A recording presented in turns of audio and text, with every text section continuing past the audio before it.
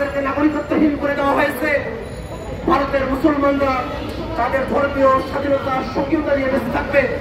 তাদের মসজিদ, মাদ্রাসা, কবরস্থান এবং খানকাগুলোতে যে ধর্মীয় সম্পত্তিগুলো আছে সেটা তত্ত্বাবধান মুসলমানরা করবে, এটাই ছিল নিয়ম। হিন্দু সহ অন্য ধর্মাবলম্বী যারা আছেন তারা প্রত্যেকে কিন্তু তাদের বৃহত্তর যে সম্পত্তিগুলো আছে তাদের নিয়ন্ত্রণের অধিকার তাদেরই থেকে গেছে।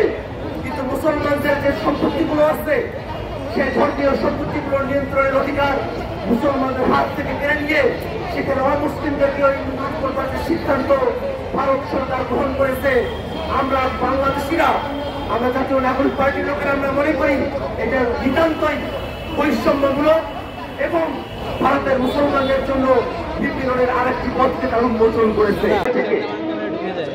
বাংলাদেশের নাগরিকরা রাজপথে এসে দাঁড়িয়েছে। বিশ্বের বিভিন্ন জায়গায় আজ মানবতা যখন ভুলে যেত, ঠিক সেই সময় বাংলাদেশের জনগণের পক্ষ হয়ে জাতীয় নাগরিক পার্টি এনসিপি রাজপথে এসে দাঁড়িয়েছে।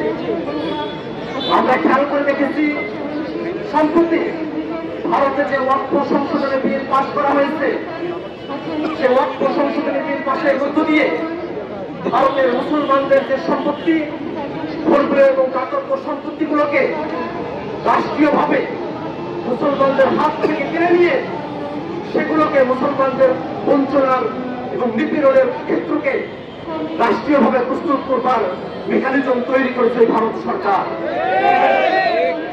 যে ওয়াকফ সংশোধনী বিল এসেছে সেখানে ওয়াকফের সংজ্ঞা পর্যন্ত পরিবর্তন করা হয়েছে।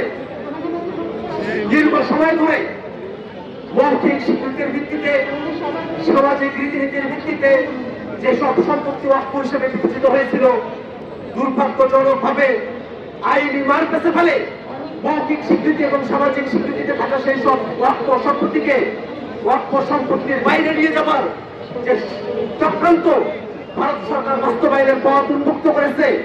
আমরা জাতীয় নাগরিক পার্টি এনসিপির পক্ষ থেকে এর ভিন্ন যে চেষ্টা, সেই চেষ্টাকে আমরা নিন্দা জানাই।